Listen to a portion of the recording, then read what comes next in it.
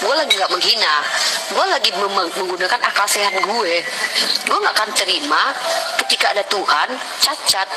Karena kalau lu bayangin ya guys, lu bayangin gimana mungkin lu nyembah kepada Tuhan yang cacat. Ya, shalom bagi kita semua dimanapun kita berada pada saat ini. Kiranya kita semua tetap berada dalam keadaan sehat, dan apapun yang merupakan aktivitas kita sepanjang hari ini, kiranya Tuhan Yesus memberkati. Dan kembali berjumpa lagi di channel kita ini, yaitu Zemayan Yasin. Terima kasih buat teman-teman semua dan juga para sahabat yang sudah mendukung perkembangan channel ini dengan setia. Dan kiranya kita tetap menggunakannya untuk menjadi berkat bagi semua orang. Nah teman-teman, pada video kali ini saya akan membahas ada penghinaan yang terbaru, hujatan terbaru dari seorang wanita muslim yang bernama Umi Rifa, di mana dia berkata bahwa saya tidak terima kalau Tuhan itu tidak punya istri, kemudian Tuhan itu cacat, dan kemudian Tuhan itu tidak punya pasukan. Nah teman-teman, kita sudah membahas di beberapa waktu yang lalu di mana dia menyanyikan lagu sambil mengolok-olok Yesus ya. Tetapi dia juga menangis karena keluarganya bermasalah, atau ada satu masalah yang tidak pernah atau belum pernah terjadi dalam keluarganya. Kini dia mengalami masalah dan dia menangis merengek-rengek. Bahkan pernah dia mengatakan dia akan meninggalkan dunia debat karena dia berkata bahwa dia akan harus belajar lagi tentang kebenaran itu. Nah teman-teman, oleh karena itu mari kita akan menyimak videonya yang berikut ini. Nggak punya istri, nggak punya pasukan, bolong tangannya nggak bisa disembuhin, sampai sekarang masih aja bolong. Gue lagi nggak menghina, gue lagi menggunakan akal sehat gue nggak akan terima ketika ada Tuhan cacat. Karena kalau lu bayangin ya guys, lu bayangin gimana mungkin lu nyembah kepada Tuhan yang cacat, nggak sembuh-sembuh itu tangannya. Hai, silakan direkam. Ini nalar gua tidak melarang kalian jadi Kristen, tapi gua nggak mau menyembah Tuhan yang bolong tangannya. Oke? Gua nggak mau Tuhan yang tangannya. Kau berbuat dosa tapi dia bunuh diri karena kamu. Kau memang tak tahu diri. Gara-gara kamu engkau salib dia Yesus. Kasihan dong Maria, melahirkan 9 bulan, tiba-tiba anaknya kau dijadikan Tuhan.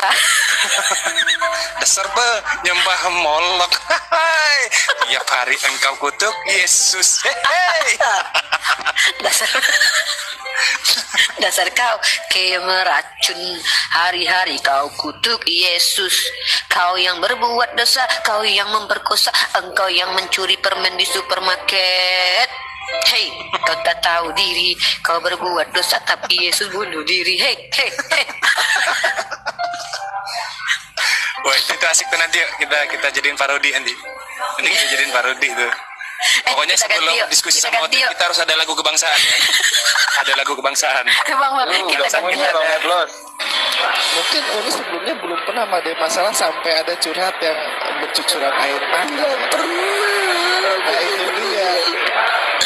Aku dulu ada bener kayak gini.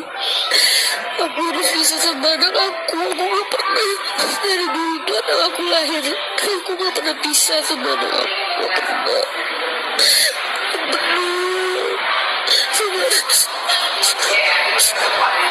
Ya mungkin tadi jadi itu kan perlu fokus, perlu ketemu, ya mungkin perlu pulih segala macam. Kalau orang kerja tuh agak cuti ya. Mungkin itu sama merasa enjoy, akhirnya ada masalah yang menyenggol gitu, ada masalah yang menyentuh, seolah kasih peringatan, cooling down dong gitu. Ada dulu ujiannya ya, sebenarnya kayak gitu. Saya melihatnya seperti itu sih kalau saya tangkap.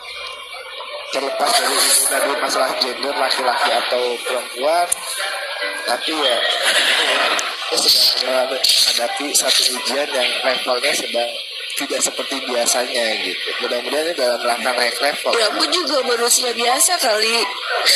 Aku juga orang lagi nggak tahu.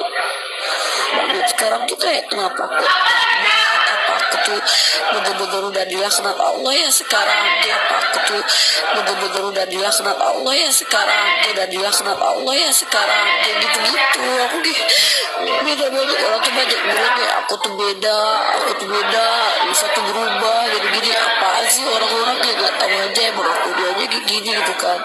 Terus kayak apa aku sekarang tuh terlihat lebih jauh dari Allah kah gitu. Soalnya tuh kayak aku tuh kayak dianggap tuh kayak udah gak kayak dulu. 2 tahun lalu tuh kayak pas. Atau itu warning untuk lebih membenahi manajemen ini kali udah, manajemen aktivitas, manajemen rutinitas kali, untuk lebih dibenahi lagi manajemen rutinitasnya agar lebih apa ya, lebih enak dihadapi gitu kan. Mungkin ayah. Silahkan. Di Bali kan nanti urusan kembali kan urusan saya, termasuk urusan kembalinya kan urusan Allah.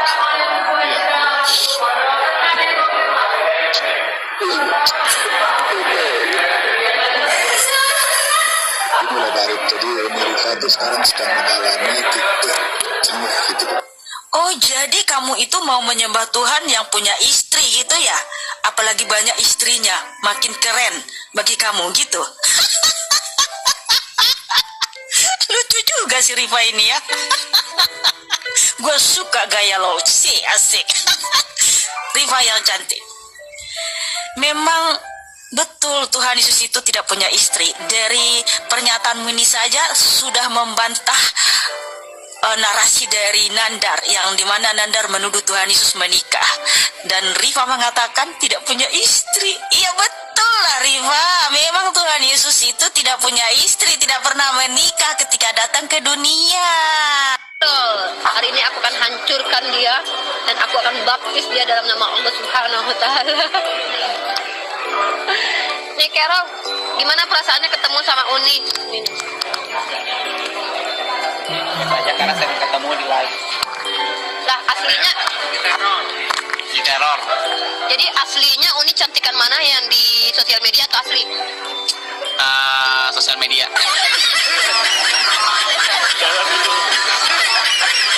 Jangan gitu lah, bohong kayak sekali di sini bilang ke aslinya cantik Uni gitu. Kalau di sosial media mah biasa aja. Setelah siaran langsung dengan berondong ini, Uni Rifa memutuskan berhenti debat lintas agama di YouTube. Wah, ada apa ini? Mari kita simak pernyataan langsung Uni Rifa. Assalamualaikum ikhwani fisabilillah yang saya cintai karena Allah. Sebelumnya, saya mengucapkan terima kasih atas supportnya kepada saya dengan selalu menyimak video-video di YouTube saya ini. Saya minta maaf jikalau banyak sikap yang saya tunjukkan yang bukan cerminan muslimah. Saya mau izin pamit dari dunia debat lintas agama karena saya mau kembali ke natur realitas saya. Karena saya mau balik belajar lagi. Saya khawatir terbuai duniawi. Saya takut punya penyakit hati karena punya YouTube dan banyak yang memuji saya. Padahal saya merasa tidak layak untuk itu. Saya izin pamit dari dunia debat ini. Saya minta doa untuk saya agar fokus dengan pekerjaan saya saat ini dan pendidikan saya. Nah, jadi itu dia videonya teman-teman. Kita sudah mendengarkan apa yang disampaikan oleh Umi Rifa, di mana dia berkata bahwa Yesus itu tidak punya pasukan, tidak punya istri, dan juga cacat karena masih ada bekas paku. Nah, teman-teman, memang tidak kapok-kapok Umi Rifa ini, karena di beberapa waktu yang lalu juga kita menanggapi videonya yang dimana dia bernyanyi di sana, mengolok-olok, mencemooh Tuhan Yesus, tetapi orang Kristen tetap menanggapinya dengan penuh hikmat. Dan orang Kristen tidak pernah membalas apa yang menjadi hinaan dari Umi Rifa. Nah teman-teman, oleh karena itu kita akan menanggapi satu persatu narasi dari Umi Rifa atau pernyataan dari Umi Rifa. Di mana dia berkata yang pertama bahwa Yesus itu tidak menikah atau tidak punya istri. Yang pertama itu benar bahwa Yesus tidak pernah menikah dan tidak pernah punya istri. Dan statement Umi Rifa ini sebenarnya dia melawan apa yang disampaikan oleh polemikus yang lain seperti Nandar dan juga Ustadz Kainama yang selama ini menuduh Yesus Kristus sudah menikah bahkan sudah punya anak. Sedangkan Umi Rifa dia menolak hal itu, bahwa Yesus tidak pernah menikah. Dan kemudian Yesus itu tidak punya pasukan. Benar bahwa Yesus datang ke dunia ini untuk menyatakan kasih Allah pada dunia. Karena begitu besar kasih Allah akan dunia ini, sehingga ia telah mengaruniakan anaknya yang tunggal, supaya setiap orang yang percaya kepadanya tidak binasa, melainkan beroleh hidup yang kekal. Dan itulah sebabnya Yesus datang ke dunia ini, untuk menyatakan kasih Allah yang luar biasa, untuk menyelamatkan manusia dari dosa-dosa mereka. Itulah sebabnya diberi dia nama Yesus. Dan itu malaikat Gabriel yang menyampaikan kepada Yusuf dalam mimpi Yusuf bahwa apabila anak itu nanti lahir, maka engkau beri dia nama Yesus, karena dialah yang menyelamatkan umatnya dari dosa mereka. Yesus datang bukan untuk berperang teman-teman ya, bukan untuk membawa kehancuran, bukan untuk memusnahkan manusia, melainkan dia menyelamatkan manusia itu dari hukuman dosa mereka. Tetapi pada faktanya banyak manusia yang menolak dia, termasuk Umi Rifa ini. Nah, dan kemudian teman-teman dia mengatakan bahwa Yesus itu cacat karena bekas paku yang masih ada di tangannya itu masih belum sembuh. Nah, teman-teman, ketika Yesus sudah bangkit dari antara orang mati dan kemudian dia menyatakan dirinya, dia memperkenalkan, memperlihatkan dirinya kembali kepada pengikut-pengikutnya. Nah, dan dia membuktikan bahwa dia yang telah disalib, dia yang telah mati, kini telah bangkit kembali. Apa buktinya? Itulah sebabnya dia buktikan kepada murid-muridnya pada saat itu bahwa bekas paku itu masih ada di tangannya. Itulah yang menjadi bukti bahwa Yesus telah bangkit. Secara tidak langsung itu Umi Rifa mengakui bahwa Yesus itu benar-benar bangkit dan dia tidak pernah diserupakan dengan siapapun, terlebih-lebih kepada Yudas. Yudas itu cara matinya lain. Nah, dan Alkitab mencatat bahwa yang disalib, yang mati, yang bangkit itulah Yesus. Dan bukan hanya para murid yang mengatakan demikian, melainkan Yesus mengakui sendiri bahwa anak manusia diserahkan, dibunuh, dan bangkit pada hari yang ketiga. Nah, itulah sebabnya kenapa orang Kristen mengakui Yesus sebagai Tuhan dan Juru Selamat, karena firman Allah yang mengatakannya. Jadi kita tidak perlu meragukan tentang Yesus sebagai Tuhan dan Juru Selamat. Sekalipun Umi Rifa tidak mau terima kalau Yesus itu Tuhan, ya silakan saja. Lagian orang Kristen tidak pernah memaksa siapapun harus mengakui Yesus sebagai Tuhan dan Juru Selamat. Tidak. Nah, itu bagi orang-orang yang punya iman saja. Dan bagi orang-orang yang dikaruniai iman, anugerah, mereka yang terbuka hatinya, yang memahami kebenaran, itulah yang mengakui Yesus sebagai Tuhan. Jadi bagi orang yang tidak mengerti kebenaran itu, maka mereka mengolok-olok, mereka mencemooh, mereka tidak terima seperti Umi Rifa ini. Nah, jadi bagi Kristen mau terima Yesus atau tidak sebagai Tuhan, itu nggak ada urusannya dengan orang Kristen. Itu urusanmu dan itu hakmu. Mau mengakui Yesus Tuhan atau bukan, itu urusanmu dan itu hakmu. Orang Kristen tidak pernah memaksa siapapun untuk mengakui Yesus sebagai Tuhan. Nah, jadi itu dia teman-teman, mereka ini tidak pernah kapok. Para polemikus tidak pernah kapok untuk menghina menjelek-jelekan, memfitnah, menuduh kekristenan, dan terlebih-lebih Yesus Kristus yang mereka tuduh setiap hari, fitnah setiap hari. Tetapi bagi kita tidak berpengaruh. Kita tetap semangat untuk memberitakan nama Yesus itu. Nah, kenapa mereka tidak pernah kapok, teman-teman?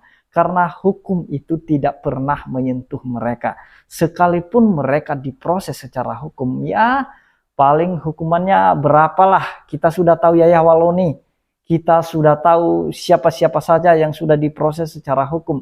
Baik itu yang melarang ibadah Kristen, yang membubarkan ibadah Kristen, ya hukumannya ya ringan-ringan saja. Tetapi ketika giliran orang Kristen membahas kitab mereka, nah disitulah mulai ada proses hukum yang benar-benar ditegakkan. Nah itulah makanya kita sebagai orang Kristen ketika kita menjawab mereka, kita dituduh sebagai penistaan. Jadi itulah sebabnya kita tidak perlu menjawab orang bodoh dengan kebodohannya. Kita tidak perlu menjawab orang bebal. Makanya saya sering sampaikan bahwa jangan kita melayani orang-orang yang seperti mereka ini, yang suka menghina. Kalau kita berdebat dengan mereka itu hanya buang-buang waktu saja. Itu tidak ada artinya. Sampai kiamat pun, kalau Tuhan tidak membuka hati mereka, maka sampai kiamat juga mereka tidak akan pernah mengakui kebenaran itu. Nah, jadi itu yang mau saya sampaikan, teman-teman. Kiranya Tuhan Yesus memberkati kita semua. Shalom.